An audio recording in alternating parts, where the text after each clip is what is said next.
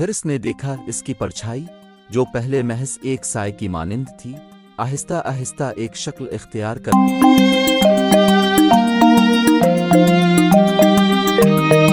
ایریو ایک عام سا شخص تھا جو ہمیشہ اپنی زندگی سے لڑتا رہتا تھا۔ جب بھی وہ کوئی نیا کام شروع کرتا تو ناکام ہو جاتا یا پھر بیچ میں ہی چھوڑ دیتا۔ وہ اپنی قسمت سے مایوس ہو چکا تھا اور اسے یقین ہو گیا تھا کہ وہ کبھی کامیاب نہیں ہو سکتا۔ ہر روز جب وہ اپنی پرچھائی سایہ کو دیکھتا اسے لگتا جیسے وہ اس کا مذاق اڑا رہی ہو۔ ایک رات جب وہ پارک میں اکیلا بیٹھا تھا اس نے اپنی پرچھائی کی طرف دیکھ کر طنزیہ کہا، تم ہمیشہ میرے ساتھ ہوتی ہو لیکن کبھی میری مدد نہیں کرتی۔ تبھی اچانک ایک عجیب سی آواز آئی، اگر تم مجھے سمجھ سکو تو شاید میں تمہاری سب سے بڑی مدد بن سکتی ہوں۔ ایریو نے حیرانی سے ادھر دیکھا لیکن وہاں کوئی نہیں تھا۔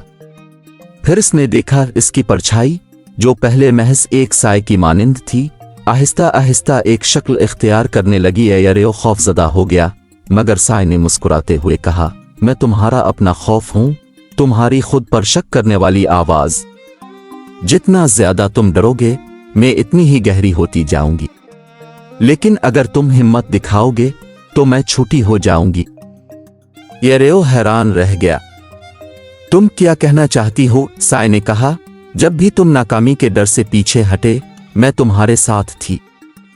تم مجھے اپنا دشمن سمجھتے رہے مگر حقیقت میں تمہاری سب سے بڑی استاد تھی۔ ایریو نے سوچا، اس نے محسوس کیا کہ اس کا ہر خوف ہر جے کا صرف ایک دھوکہ تھا۔ اس کا خوف تبھی بڑھتا جب وہ اسے اہمیت دیتا، لیکن جب وہ اس کا سامنا کرتا تو وہ آہستہ آہستہ ختم ہونے لگتا۔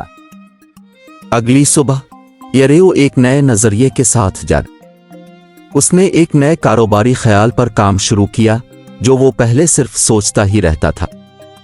جب بھی اسے شک ہوتا اس کی پرچھائی اسے یاد دلاتی، خوف تبھی جیتتا ہے جب تم اسے طاقت دیتے ہو۔ پہلی بار اس نے ناکامی سے بھاگنے کے بجائے اسے قبول کیا۔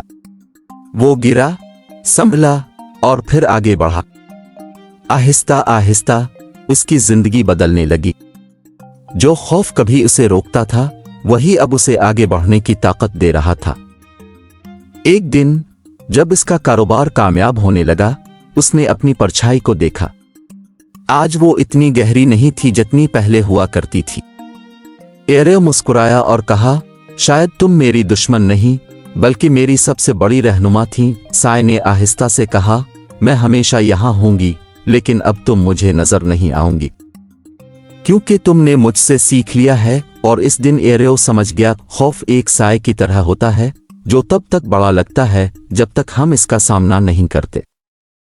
خوف ہمیشہ رہے گا لیکن اگر تم اسے سمجھ لو اور اس کا سامنا کرو تو وہی تمہاری سب سے بڑی طاقت بن سکتا ہے۔